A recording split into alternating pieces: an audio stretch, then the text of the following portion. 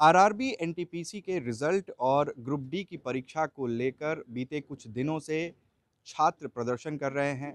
Social media से लेकर सड़क तक पर विरोध जताया जा रहा है। इस वक्त हम बिहार की राजधानी पटना में हैं और हमारे साथ कुछ अभ्यर्थी हैं जो जिन्होंने आरआरबी एनटीपीसी की परीक्षा दी हुई है और ग्रुप डी की परीक्षा की तैयारी भी कर रहे हैं। क्या नाम है आपका? जी, मेरा नाम दिनेश कुमार है। दिनेश जी, ये बताइए कि जो विरोध हो रहा है जी, एनटीपीसी के रिजल्ट को लेकर, जी। किन मुद्दों पर आप लोगों को लगता है कि रिजल्ट में गड़बड़ी हुई है और विरोध किसको लेकर है? जी, सबसे पहले तो पहला जो विरोध हो रहा है, जो एनटीपीसी का जो सीबीटी 1 का जो एग्ज़ाम हुआ है, हाँ।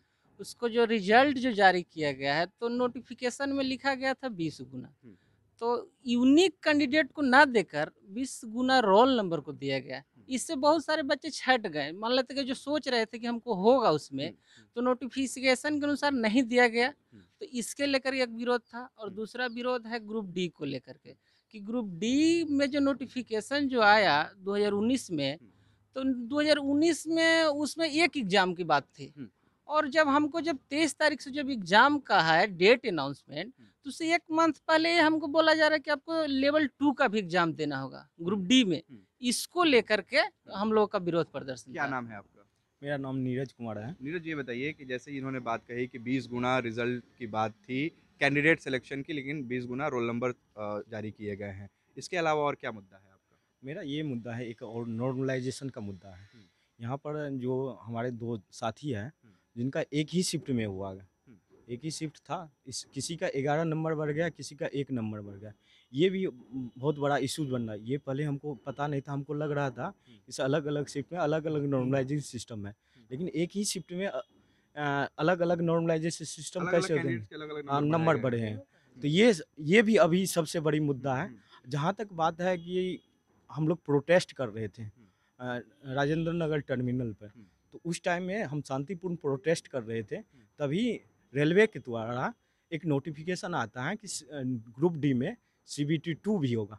तभी से जो आंदोलन कम होना चाहिए और वो जैसे सरकार आग में घी डालने का काम किया, हुँ, हमको मजबूर किया गया। हुँ, जैसे इससे पहले भी हुँ, हम सरकार को जगाने का कोशिश किए ट्विटर के माध्यम से। हुँ, लेकिन हमको मजबूर किया गया सड़क पर आने के लिए, लेकिन हम सड़क पर आना नहीं चाहते थे। हुँ। मेरा यही डिमांड है लेकिन कि लेकिन 20 गुना जो बात कही जा रही है, उस पर तो रेलवे ने आप लोगों की जो भी आपत्तियाँ हैं, उस पर कई बार बिंदुवार जवाब दिए हैं और 20 गुना वाले पर उन्होंने यही कहा कि चूँकि हर कैटेगरी के लिए जो कैंडिडेट्स थे वो एलिजिबल थे और सबके लिए अलग-अलग अप्लाई कर सकते थे। वो या तो एक कैटेगरी में कर सकते थे या सभी कैटेगरी में कर सकते थे। जी। अगर अब कोई कैंडिडेट अलग-अलग कैटेगरीज़ में सेलेक्ट हुआ है, तो उसका तो नाम हर जगह दिखेगा ही।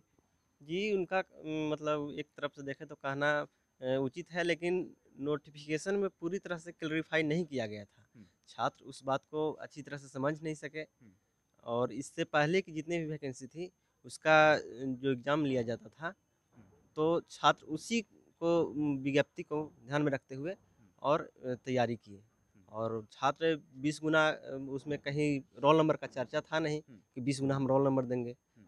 तो छात्र का मांग है कि 20 गुना रोल नंबर न देकर कैंडिडेट का जेन्युइन कैंडिडेट को 20 गुना दिया जाए।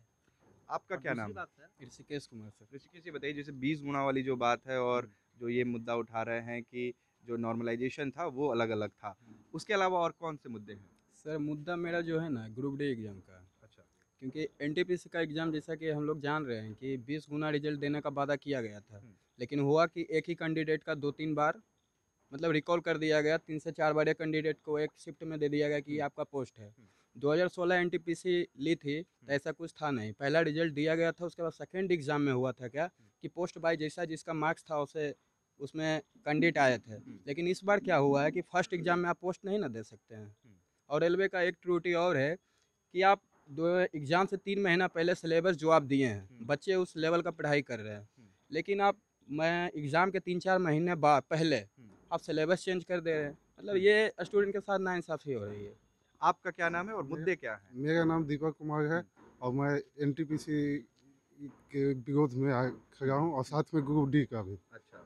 एनटीपीसी के कारण इस कारण विरोध में हूँ हुँ, क्योंकि जिस तरह से रिजल्ट आया है उससे हम नाखुश हैं। हुँ, और जिस तरह से अश्नवी वैष्णव जी का जो प्रेस कॉन्फ्रेंस किए हैं हुँ, उसमें जो जो आर आर बी पढ़ है जो मुद्दा बताई जो जो नोटिफिकेशन दी है सेम नोटिफिकेशन को अश्विनी वैष्णव जी ने पढ़ यानी दिया। आप रेल मंत्री के बयान से संतुष्ट नहीं हैं? संतुष्ट नहीं है एकदम से, क्योंकि ये मुद्दा जो है ना भटकाया, स्टूडेंट को भटकाया जाएगा। और ये जो 5 राज्य में जो चुनाव आ गया है, ये चुनाव को मुद्दा को शांत रखने के लिए, इस चुनाव को शांतिपूर्ण कराने के लिए ये स्टूडेंट को एक कमेटी गठित कर दिया। इस कमेटी से हम संतोष नहीं है। अच्छा, ठीक है। क्या और क्या मुद्दे हैं आपके? जी, मेरा एक मुद्दा है सर कि जैसे बोला जा रहा है कि 1 रिजल्ट 1 सीट 1 रिजल्ट, तो उसी तरह से 1 सीट 1 रिजल्ट तो 1 कट ऑफ भी जाना चाहिए। जैसे कि आरआरबी का जैसे 21 बोर्ड द्वारा एग्जाम लिया जाता है, एग्जाम एक ही होता है लेकिन हर बोर्ड का अलग अलग कट ऑफ दिया जाता है। अब अलग अलग कट ऑफ दिया जाता है तो जैसे मुजफ्फरपुर का हुआ तो मुजफ्फरपुर का लेवल 5 का कट ऑफ देखा जाए तो 55 गया है, जबकि उसी तरह से बेंगलोर का देखा जाए, अदर बोर्ड का देखा जाए तो लगभग वहाँ 80 गया है। लेवल 5 का बात कर रहे कट ऑफ अलग-अलग हैं, है। कट ऑफ का अलग अलग है। क्या तो नाम कहीं है ना और कहीं मुद्दा क्या सर, है आपका? मैं पहले आया तो थैंक यू बोलना चाहता हूँ कि हम जैसे युवाओं के, आप जो मीडिया वाले हैं, जो मतलब इस कदर मतलब सबको दिखा रहे हैं कि हम लोग की बात पहुंचा रहे हैं। मेरा नाम कुमार सौरभ हुआ सर।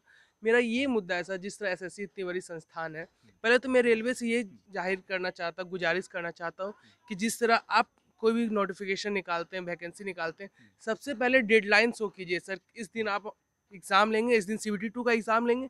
ये जो लॉलीपॉप हर समय दिखा देते हैं, मतलब 1900 फॉर्म फिलअप किए हम लोग, ये 22 में अभी रिजल्ट आया पार्ट 1 का। ये भी कोई मतलब कंफर्म नहीं है कि 23 तक ज्वाइन होगा। जिस तरह हमारे चेयरमैन साहब मुजफ्फरपुर में इस तरह बोल दिए कि 3 या 4 मंथ में पर हम फाइनल DV तक पहुंचा देंगे। ये सब जो फेकू बातें, ये सब बलगराने वाली बातें, कृपया इन्हें मतलब बंद करके एक ओरिजिनल जो डेडलाइन होती है कि नहीं, टाइम फ्रेम बताना चाहिए कि कब टाइम तक फ्रेम, आप भर्ती मुद्दा करेंगे। मुद्दा का सर हम बात सर, कर रहे हैं। यदि हम लोग को देखा जाए मुख्य मुद्दा, तो मुख्य मुद्दा यही है कि 20 गुना यूनिक रिजल्ट दे।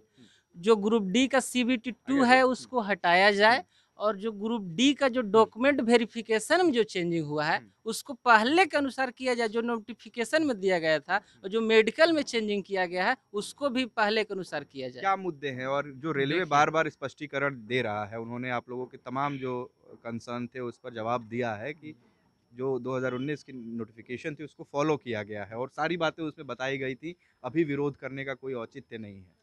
देखिए, मुद्दा तो एक ही था, लेकिन आरआरबी जो है जानबूझ करके मुद्दा को बढ़ाते जा रहा है। पहले मुद्दा था एनटीपीसी का, लेकिन जब छात्र जो है एक शांतिपूर्वक धरना दे रहे थे अपने हक के लिए, तो उन्होंने जानबूझ करके एक नोटिफिकेशन दिया कि अब मैं ग्रुप डी लेवल का जो है उसमें CBT 2 भी लूँगा। तो उससे क्या हुआ कि थोड़ा माहौल गड़बड़ाया लड़का के बीच में, क्योंकि लोग एक उम्मीद लगा कर बैठा हुआ है 2019 से, मतलब 3 साल हो चुके हैं। उसके बाद फिर आरआरबी के तरफ से ये धमकी दिया जाता है कि जो भी अपने हक का लड़ाई लड़ेगा तो उसको सरकारी संस्थान में जगह नहीं मिलेगा। तो ये एक भड़काने की बात हो गई, तो मुद्दा को आरआरबी के तरफ से ही बढ़ाया जा रहा है। कमेटी बनाई गई है और 16 फरवरी तक आप लोगों को जवाब देना है। कमेटी- 4 मार्च को वो कमेटी अपना रिकमेंडेशन देगी। आप लोगों को लगता है कि कमेटी से फ़ायदा होने जा रहा है? सर, कमेटी जहाँ तक बात है कि इसमें अभी तक जो है ना क्लियरिफाई नहीं किया गया है कि रिवाइज रिजल्ट दिया जाएगा और कितना दिया जाएगा। अभी भी हम लोग को सस्पेंस है कि हम लोग का चुनाव तक ऐसा नहीं हो कि टाल कर ले जाए, यूपी चुनाव है। कमेटी को लेकर के यही कहना चाहते हैं कि अब कमेटी गठित हुई है तो हम लोग देखेंगे, लेकिन हम लोग का आंदोलन रुकेगा नहीं। जब हाई तक कि लेवल फैसला कमेटी- नहीं आएगी तब तक हम लोग का आंदोलन चलते रहेगा। आंदोलन चलने की बात अपनी जगह है, लेकिन जो हिंसा हुई है गया, आरा, नवादा, इन 3 जगहों पर प्रदर्शनकारियों ने ट्रेन जला दी। कई जगह पर पटरियां उखाड़ दी हैं, तोड़फोड़ हुई है, बहुत सारे लोगों पर FIR भी दर्ज हुई है पटना में।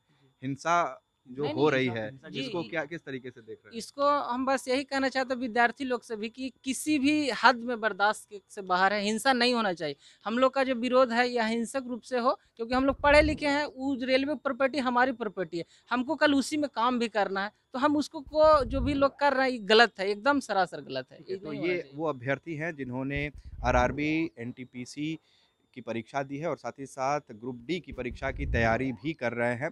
इनका कहना है कि जो कमेटी बनाई गई है या फिर जो रेल मंत्री अश्विनी वैष्णव ने बयान दिया या फिर रेलवे की तरफ से जो बार बार स्पष्टीकरण दिया गया इन परीक्षाओं को और रिजल्ट को लेकर, उससे ये संतुष्ट नहीं है। और इनका यही कहना है कि जो कमेटी बनाई गई है वो चुनाव को ध्यान में रखते हुए अभ्यर्थियों को बरगलाने की कोशिश भर है। उत्कर्ष कुमार सिंह, क्विंट हिंदी, पटना।